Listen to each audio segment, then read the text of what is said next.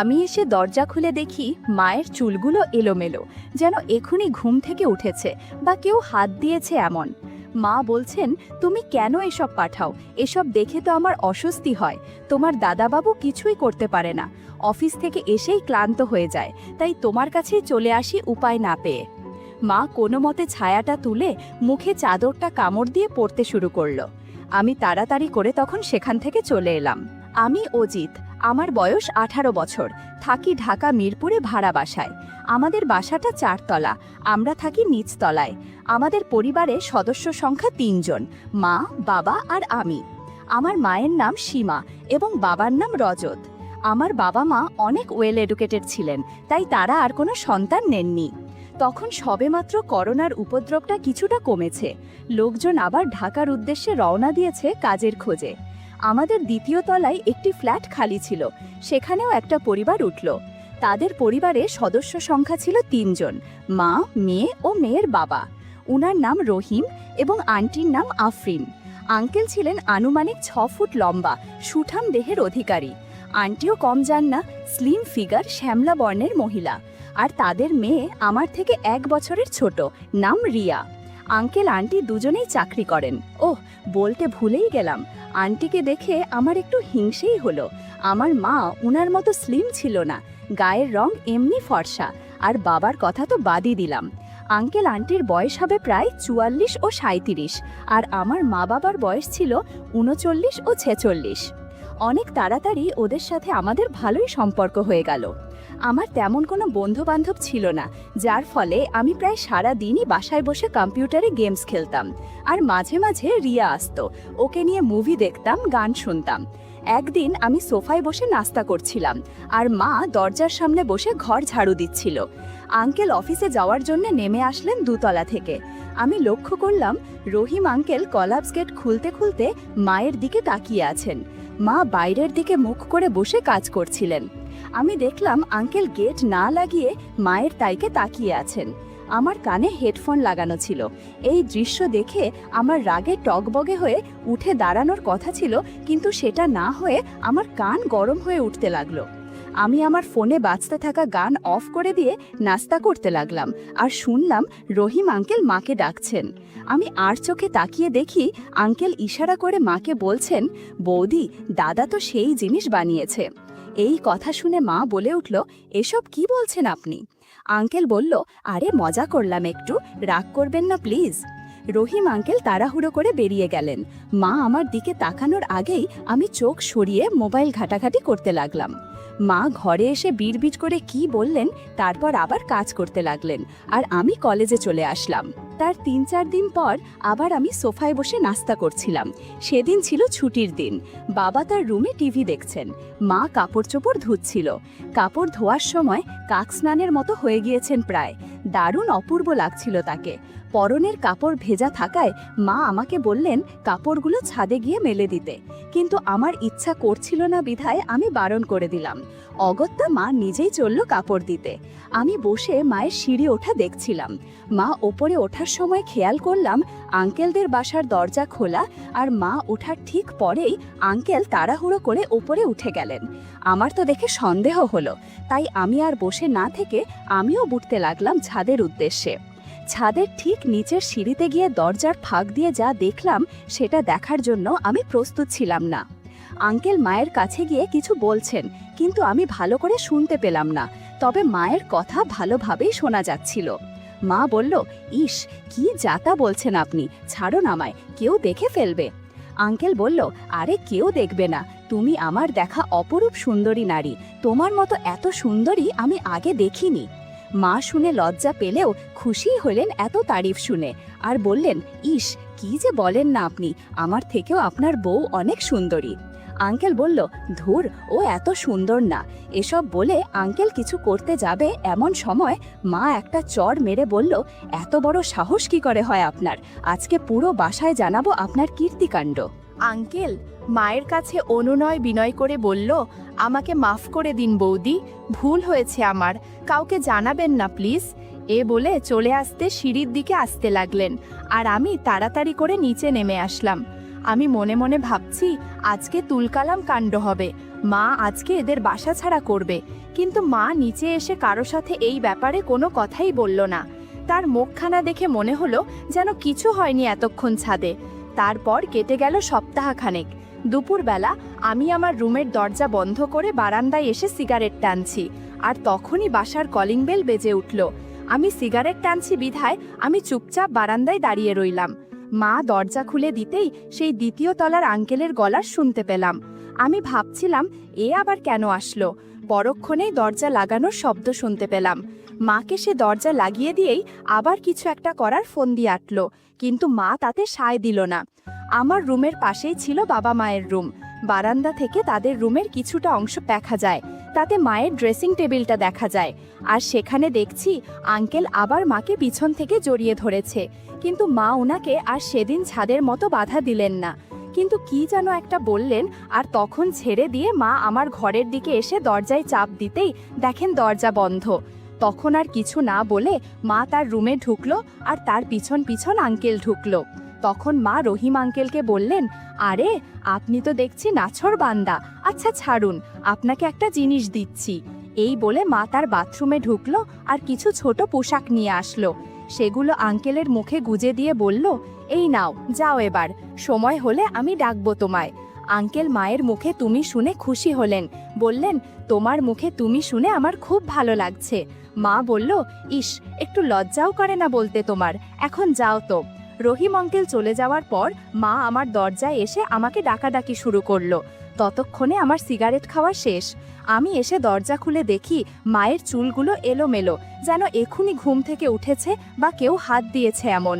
মা চুল ঠিক করতে করতে আমাকে বলল, কি রে, এতক্ষণ কি করছিলি, আয় খাবার খেতে আয়। আমি বললাম, আচ্ছা যাও, আমি আসছি। হাত মুখ ধুয়ে খাবার টেবিলে গিয়ে বসি।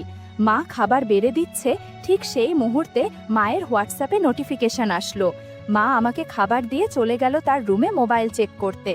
এই ফাঁকে আমি তোমাদের আমাদের ঘরের বর্ণনা দিয়ে নেই। ডাইনিং টেবিল আর সোফা এক রুমেই, আর আমার রুম ও মা বাবার রুম পাশাপাশি, সেটা আগেই তোমাদের বলেছি। ডাইনিং টেবিলটা যেখানে রাখা সেখান থেকে মায়ের রুমের সম্পূর্ণ দেখা যায়, এমনকি আমি যেখানে বসে আছি সেখান থেকে মায়ের ড্রেসিং টেবিলটার মধ্য দিয়ে আমার বারান্দার কিছু অংশ দেখা যায়।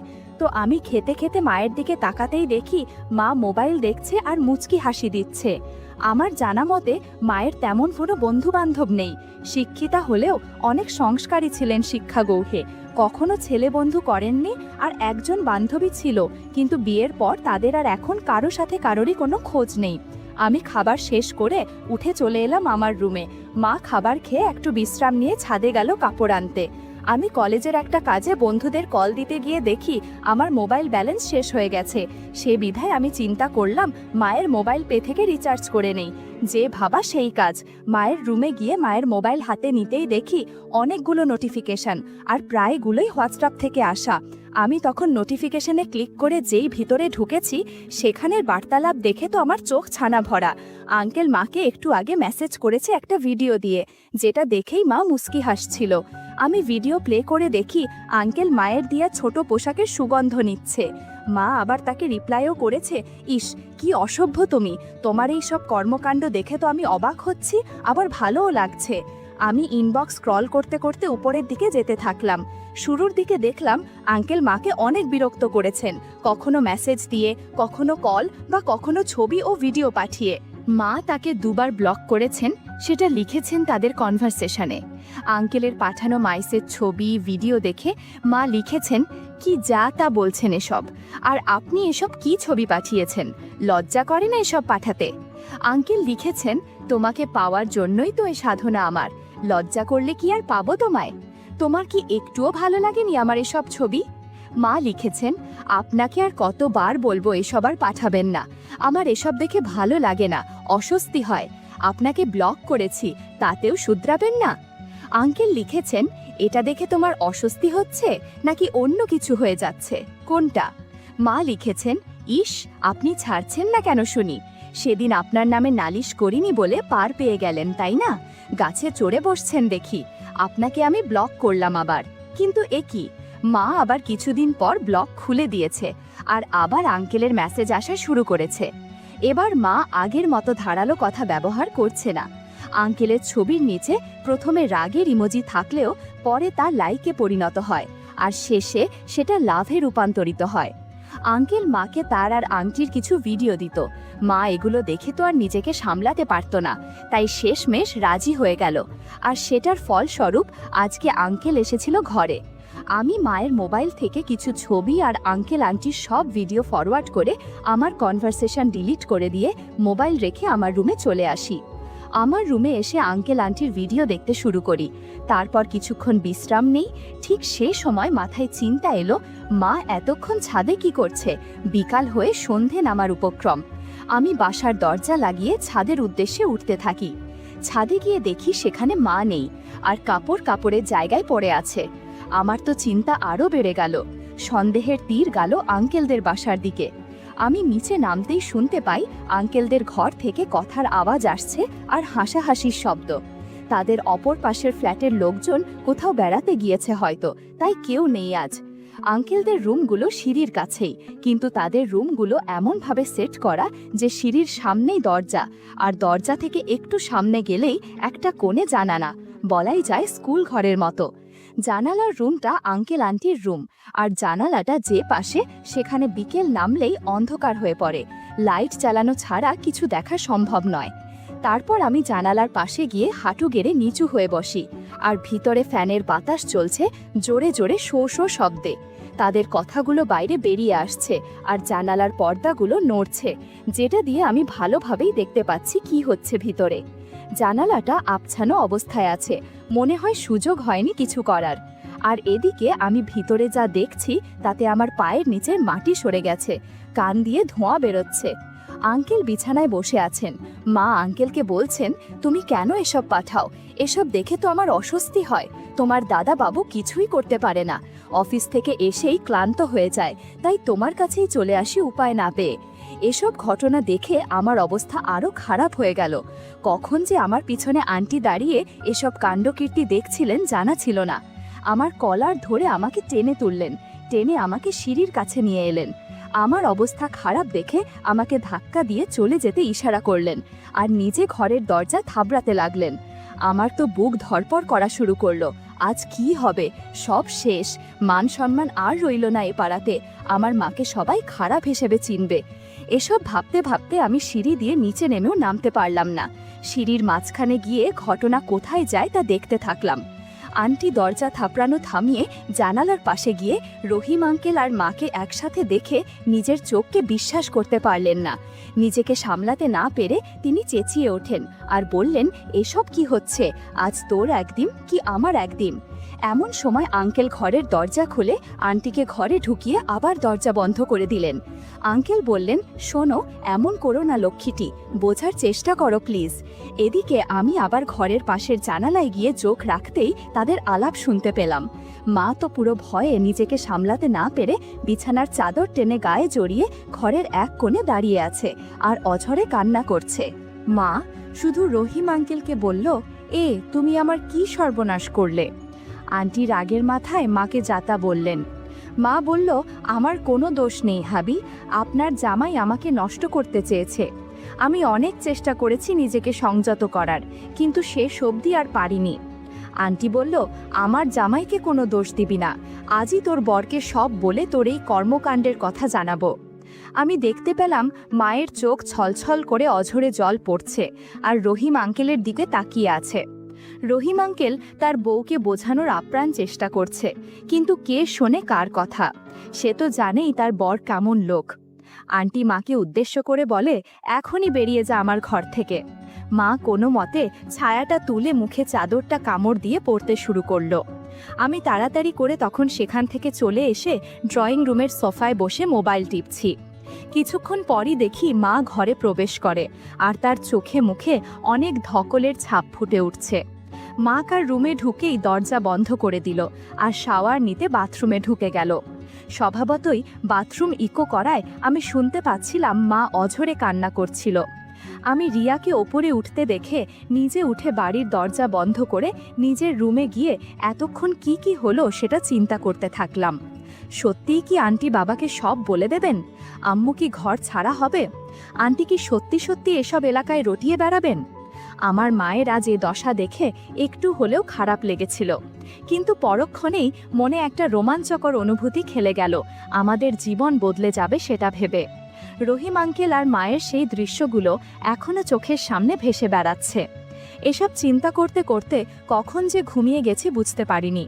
ঘুম থেকে উঠি মা বাবার বাকবিতণ্ডা শুনে। রাত তখন বাজে 9টা। আমি আমার রুমের বারান্দায় গিয়ে দাঁড়াই আর তাদের ঘরের দিকে তাকাতেই দেখি রুমে শুধু মা বাবাই নয়, সাথে আন্টিও আছেন। তিনি একাই এসেছেন নালিশ করতে। বাবা জিজ্ঞাসা করলো, কি হয়েছে তোমার? এসব আমি কি শুনছি? তোমার এই অবস্থা আমি জীবনেও কল্পনা করিনি। তোমার আমাকে দিয়ে হয় না? আন্টি বললেন, আপনার বউ এসব খুবই খারাপ কাজ করেছে, সে আমার হাজব্যান্ডের দিকে নজর দিল। মা অঝরে কাঁদছে আর বাবাকে বলছে, তুমি আমাকে ভুল বুঝছো, আমি এসব নিজে থেকে কিছুই করিনি, সব দোষ ওই রহিমের। বাবা আন্টিকে কিছু না বলে রাগী কণ্ঠে বললেন, তুমি নিজেকে সংযত করতে পারলে না? মা বলল, সত্যি বলো তো, তুমি কবে আমার দিকে ঠিকভাবে তাকিয়েছিলে? আমি কত দিনের একা, তুমি নিজেকে প্রশ্ন করো। তুমি কবে আমাকে সময় দিয়েছিলে, তোমার কি মনে পড়ে? বাবা মায়ের কথাগুলো শুনে আসলেই ভাবতে বসে কি হয়েছে আর কি করেছে তার সাথে। বাবা বুঝে উঠতে পারে না মাকে কি বলে তার এই কাজকে ভুল প্রমাণিত করবে। কয়েক সেকেন্ডের জন্য বাবার মুখ বন্ধ থাকতে দেখে এবার আন্টি বাবার পক্ষ হয়ে মাকে কথার বেত্রাঘাত করতে আসে। আন্টি বলল, আমার জামাইকে কেন আপনার এই মোহের জালে ফেললেন? এ বলে আন্টি বাবার সামনে এসে মাকে একটি উদাহরণ দেওয়ার চেষ্টা করেন, যেটা দেখে আমি, মা, বাবা সবাই পুরো থ মেরে যাই। আন্টি মাকে বললেন, দেখুন, এখন আমি যদি আপনার জায়গায় থেকে আপনার বরের সাথে এসব করি তখন কেমন লাগে? আন্টি কথাগুলো বলেই বাবার সাথে আপ্ততিকর কাজ করতে থাকেন।